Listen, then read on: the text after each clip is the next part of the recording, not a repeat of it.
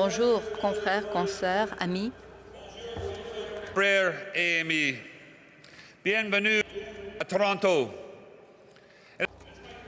C'est un privilège de vous accueillir tous pour ce 28e congrès national du SFP. Et je salue tout particulièrement les membres du CN de l'Ontario, Fred Hahn, Candice Rennick, Michael Hurley, Henri Giroux et Yolanda McLean, et tous nos délégués de partout en Ontario qui sont ici présents. Nous sommes très heureux d'être des vôtres ici pour notre congrès, une province où le SFP lutte contre la privatisation à chaque opportunité. Vous avez affronté les plans du gouvernement provincial à vendre des actions d'Hydro-Ontario, Hydro One. Vous luttez contre les conseils municipaux qui menacent de privatiser la collecte de déchets et vous luttez contre la privatisation des services alimentaires, de nettoyage et de buanderie. C'est aussi la province où nous avons eu le plus de grèves dans les 2 dernières années. Nos membres se lèvent contre les mauvais employeurs et nos militants du SFP commencent à enfin voir des améliorations du Code du travail et un salaire minimum de 15 $ de l'heure. Je tiens à souhaiter la bienvenue à Paul Farrow, Victor Elkins et tous nos délégués de la Colombie-Britannique, où nous venons tout juste de tourner la page sur 16 années de gouvernements libéraux corrompus. Nous avons fait élire un gouvernement NPD, merci, et 3 consoeurs du SCFP à l'Assemblée législative. Je souhaite la bienvenue à Marley Roberts, David Graham, Gloria Lépine et tous nos délégués de l'Alberta qui ont eu à affronter des temps assez durs après les feux de forêt à Fort McMurray et une crise économique. Mais ils en ressortent plus forts de l'autre bord. Bienvenue à nos délégués de l'Alberta. Bienvenue à Judy Henley, Tom Graham, Gord Delbridge et tous nos délégués de la Saskatchewan et du Manitoba, où nos membres mènent la charge contre le gouvernement conservateur qui veut défaire des générations de progrès pour la classe ouvrière. Gir de New Brunswick, Leonard Crawford from PEI. De l'île du Prince-Édouard, Nan McFadden de la Nouvelle-Écosse, Wayne Lucas de Terre-Neuve, Labrador et tous nos délégués de l'Atlantique et des Maritimes qui luttent tous les jours pour défendre les services publics contre des gouvernements libéraux qui ont promis une chose pour se faire élire, mais qui ont fait le contraire une fois élus. Denis Bolduc, Benoît Bouchard, Marie-Josée Alvarez et tous nos délégués de Québec, où nous avons remporté cet hiver une de nos plus belles victoires d'organisation. Je remercie chaudement notre secrétaire trésorier, Charles Fleury, qui est ici avec nous. Charles est un leader très engagé et déterminé, et il est un ami. Merci, Charles.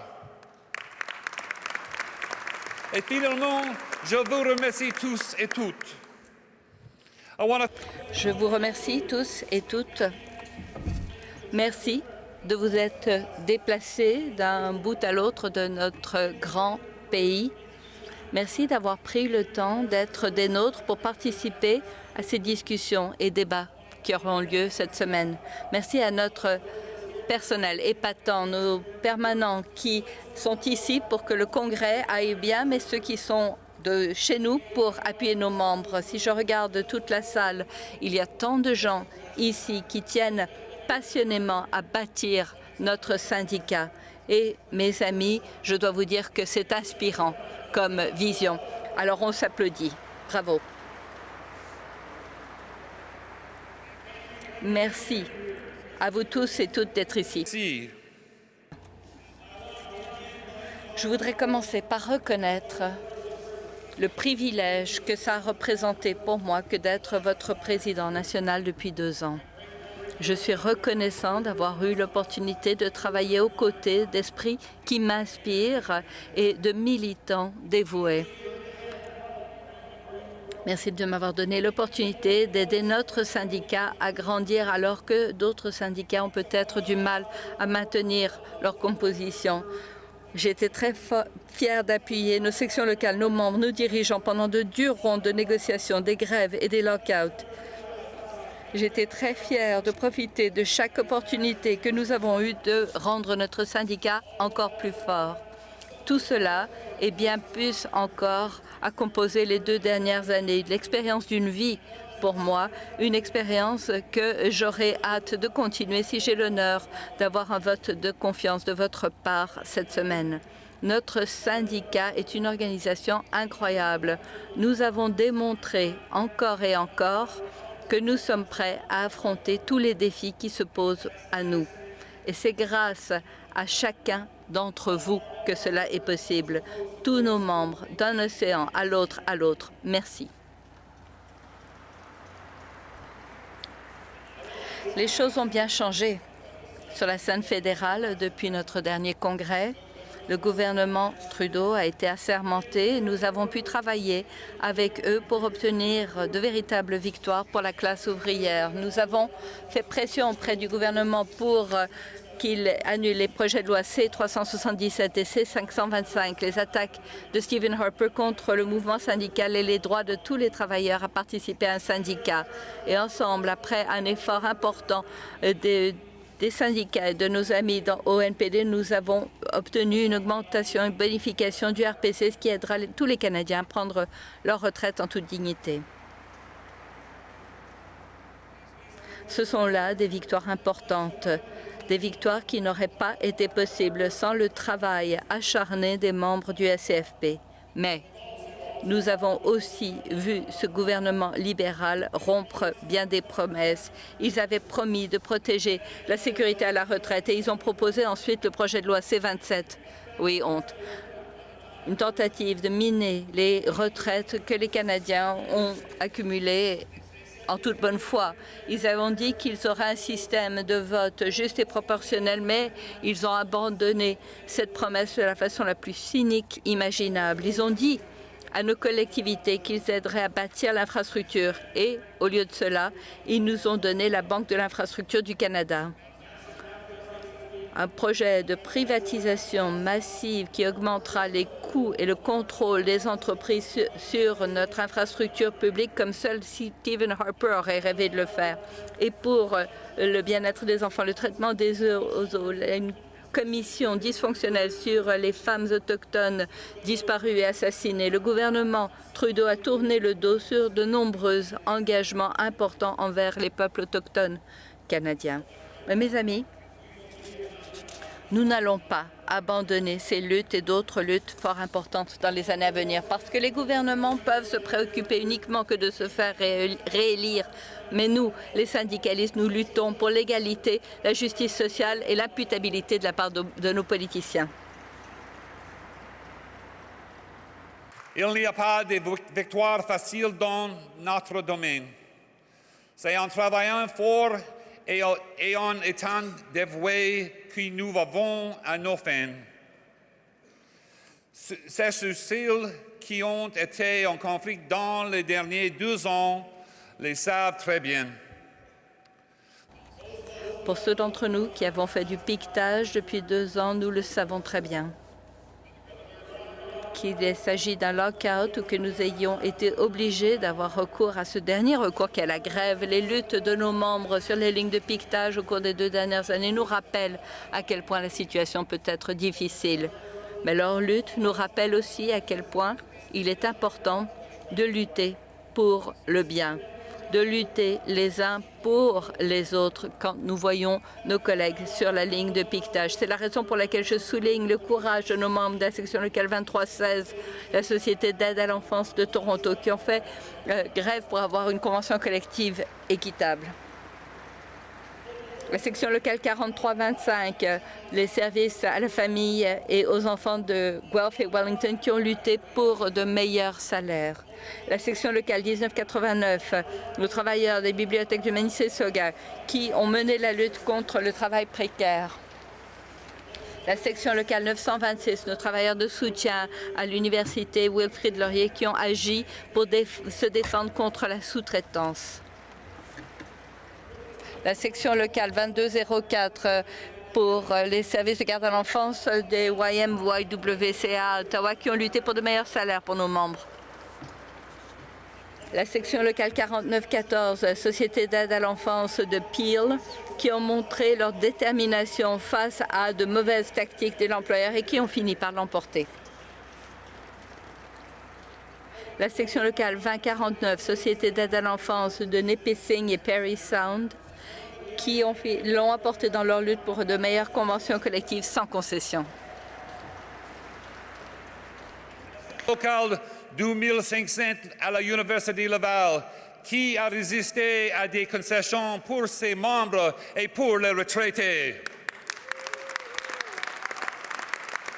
Je félicite nos membres de la section locale 429 à Montréal, qui ont été en grève pour des horaires décents, pour protéger leur retraite et pour lutter contre la sous-traitance.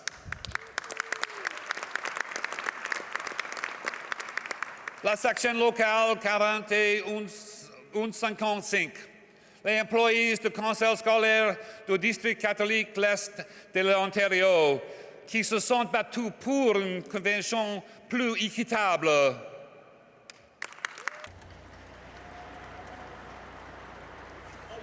La section locale 2073, les travailleurs incroyables de la Société canadienne de Louis partout en Ontario qui ont fait du piquetage contre les concessions et qui ont mené une bataille pour de meilleurs congés de maladie et de meilleures protections contre la trop lourde charge de travail. Les sections locales 32 et 1882 de la ville de Cambridge qui ont lutté pour de meilleurs salaires pour nos membres. La section locale 1816 Pacific Blue Cross en Colombie-Britannique qui ont lutté contre des concessions dans leurs prestations à la retraite et en soins de santé.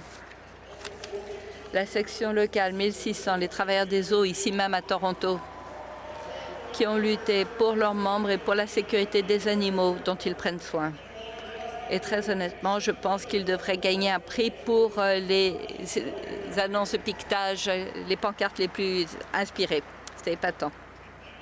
Et enfin, je tiens à saluer nos travailleurs des bibliothèques, les consoeurs de la section locale 2974 à Essex County, qui ont fait grève pendant 231 longues journées pour résister contre des concessions dans leur congé de maladie. C'est une preuve de force et de solidarité et nous devons les applaudir, elles et tous nos confrères, nos consoeurs. Une bonne main d'applaudissements. Bravo.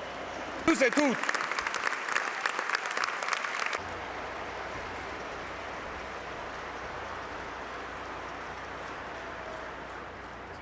Mais vous savez, notre travail ne débute et ne s'arrête pas à la ligne de piquetage.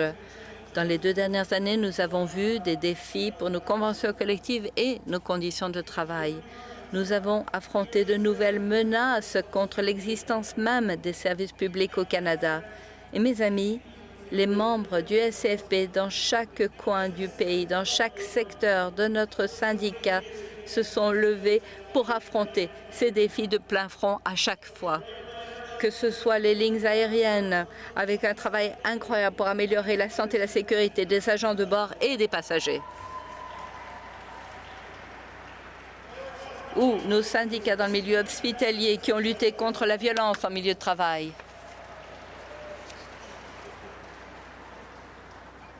La lutte contre la privatisation de nos systèmes d'hydroélectricité au Manitoba et en Ontario. Qu'il s'agisse de dire non au PPP en soins de santé à Terre-Neuve et Labrador. Qu'il s'agisse de nos travailleurs postsecondaires, nos travailleurs municipaux qui ont riposté et qui l'ont apporté contre la sous-traitance de leur travail. Nos bibliothécaires, nos travailleurs des services sociaux qui ont montré qu'il y a une meilleure façon de faire les choses que l'austérité quand il s'agit de services critiques dans nos collectivités au Canada. Nos membres du secteur du transport dans la grande région de Montréal qui se battent contre la privatisation du transport public et de projets insensés du gouvernement du Québec.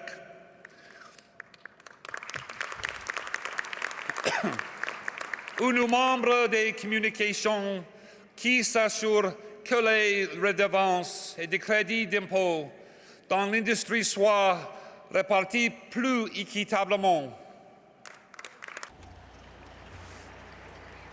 Que ce soit nos paramédicaux en Colombie-Britannique, en Ontario, qui luttent pour leur respect, la reconnaissance qu'ils méritent, ou nos travailleurs des autoroutes en Nouvelle-Écosse, au Nouveau-Brunswick, qui travaillent pour que les routes soient sécuritaires pour tous.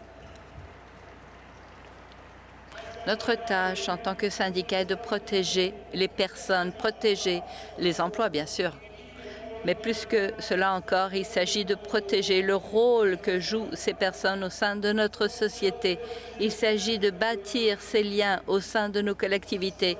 Il s'agit de s'assurer que les services dont chacun a besoin soient offerts et leur soient fournis par des gens à qui ça tient à cœur. Fournir des services publics, ça n'est pas qu'un emploi. Je sais à quel point chacun d'entre vous a ce sentiment au plus profond de votre cœur. Je sais à quel point nous sommes engagés à défendre et renforcer ces services publics qui nous tiennent à cœur et leur rôle au sein de nos collectivités. Alors, mes amis, nous savons que c'est une tâche qui n'est jamais accomplie. Mais c'est grâce aux membres du SFP comme vous, qui tous les jours protègent ces services publics, que nos collectivités peuvent prendre leur essor. Alors nous applaudissons tous les membres du SFP qui s'assurent que les services publics restent sains et continuent à grandir dans nos collectivités. Alors comme vous le savez, les négociations collectives sont notre responsabilité cruciale en tant que syndicat. C'est aussi une des meilleures façons de bâtir notre force collective, en engageant les membres, en les mobilisant.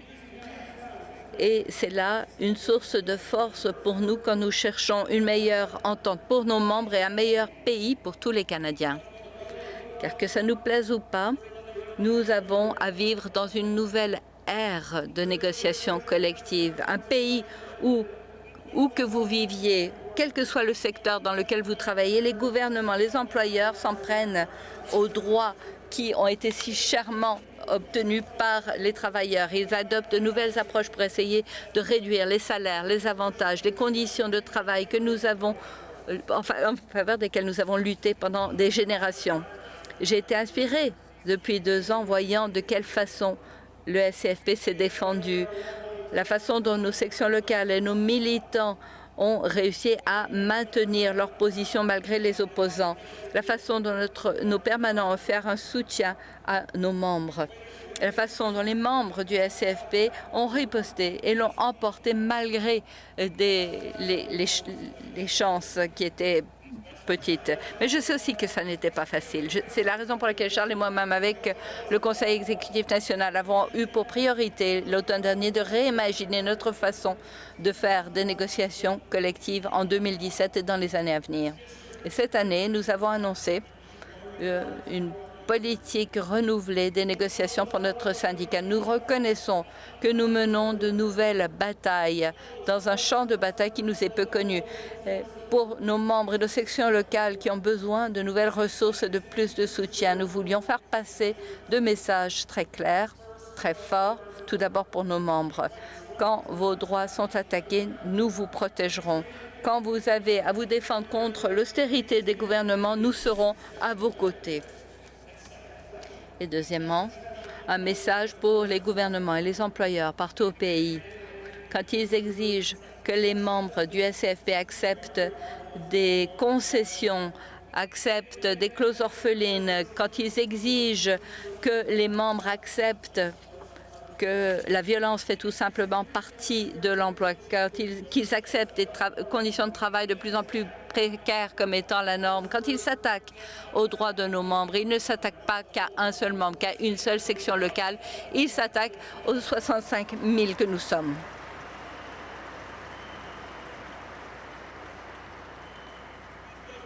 Parce que quand il s'agit de faire avancer la cause des droits des travailleurs dans ce pays, le SCFP va toujours négocier en se tournant vers l'avenir. Et quand il s'agit de défendre les droits des travailleurs dans ce pays, nous ne reculerons jamais.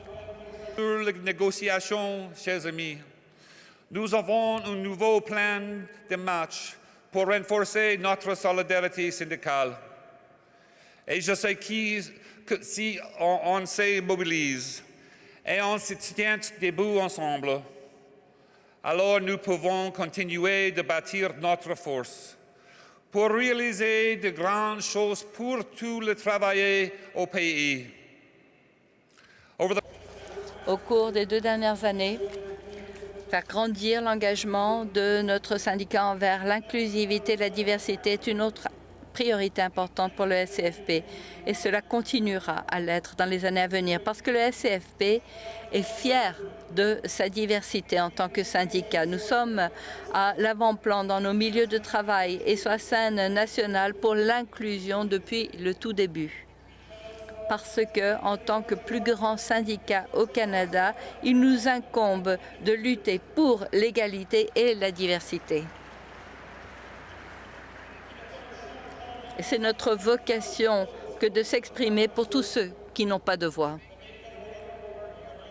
La composition de notre syndicat continue à évoluer et devient de plus en plus diversifiée. Un membre du SCFP sur 5 s'identifie comme étant racisé. 1 sur 5 a moins de 35 ans. 7 sur 10 sont des femmes.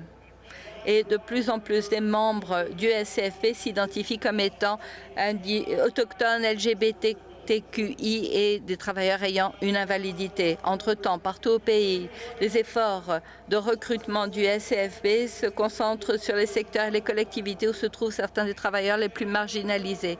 Beaucoup sont de jeunes travailleurs ou des travailleurs de groupes d'accès à l'égalité. Des gens qui, souvent, ne se voient pas représentés parmi les postes de direction.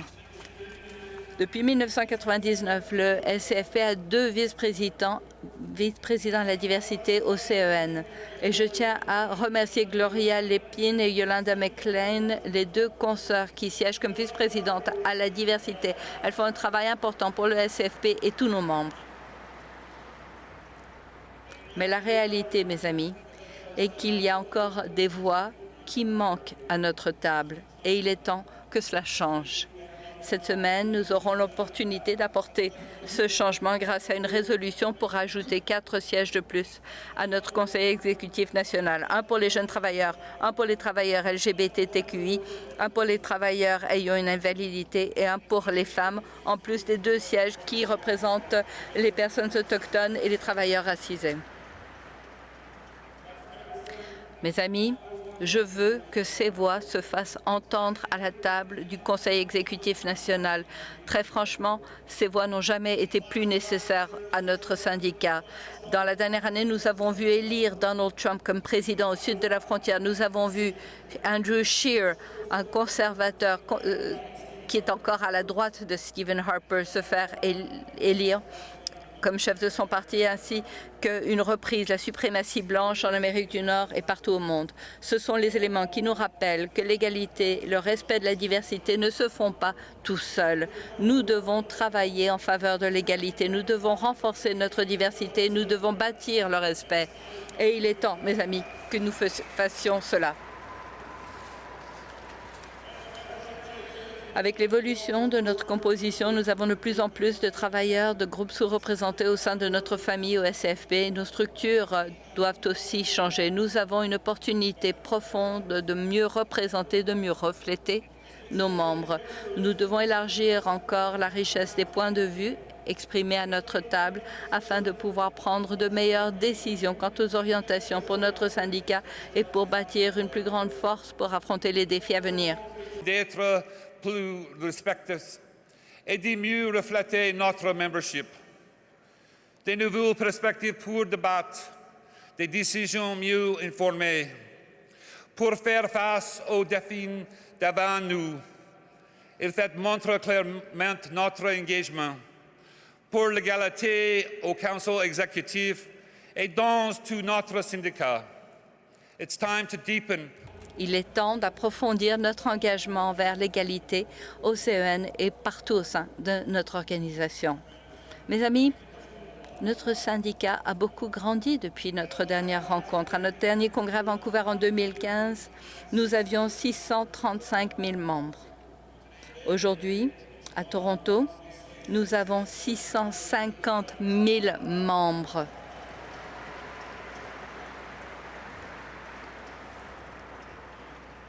Et ce n'est pas par accident que nous continuons à croître alors que d'autres syndicats ont du mal à maintenir leur nombre de membres. Pendant les dernières années, nous avons renouvelé l'accent mis sur la syndicalisation. Nous nous sommes roulés les manches pour faire le travail acharné nécessaire pour en arriver là. Nous avons travaillé au niveau des sections locales et à tous les niveaux. Et face à la pression des gouvernements de la droite partout au pays qui cherchent à miner les droits des travailleurs et des syndicats qui le représentent, face à des tactiques de plus en plus sales de la part des employeurs qui sont prêts à tout pour empêcher les travailleurs d'obtenir la représentation qu'ils méritent, nous avons été présents. Le SFP a été présent pour syndiquer mur à mur dans nos milieux de travail, pour des campagnes petites et grandes, pour défendre nos unités de négociation contre le maraudage, la désertification. Et nous avons mené des votes d'accréditation partout au pays avec la restructuration des gouvernements. Et nos efforts commencent à donner des résultats. Notre syndicat est en croissance, mais nous pouvons encore en faire bien plus.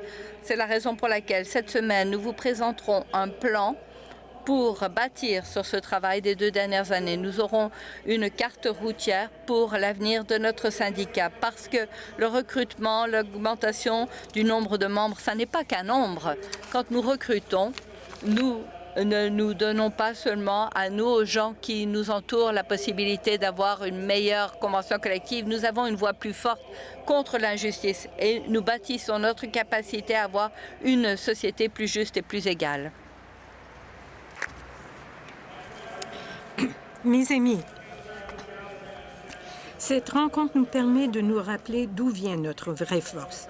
Ça vient de nous, des uns et des autres. Et nous avons un congrès incroyable qui nous attend cette semaine. Devant nous, where we'll set the priorities for our union. Où on va fixer les priorités pour notre syndicat et tracer la voie de l'avenir pour nous.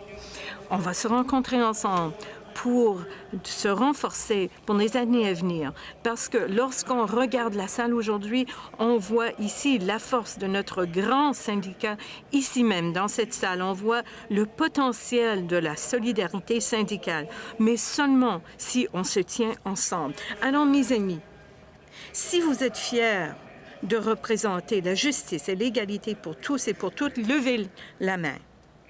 Et si vous êtes fiers de représenter les salaires justes, les bonnes conditions de travail et une retraite en sécurité, faites du bruit. Et si vous êtes fiers de lutter contre le racisme et la haine, alors levez-vous si vous êtes capable. Si vous êtes là pour vous battre au nom de ceux et celles qui n'ont pas de voix, levez-vous debout. Et si vous êtes fiers de défendre les services publics du pays, levez-vous debout. C'est ça la force du SAF. C'est ça qu'on peut réaliser lorsque nous sommes unis. Alors soyons unis. Faisons croître notre syndicat, réparons notre pays, changeons le monde. Merci beaucoup. Et je propose l'adoption de mon rapport.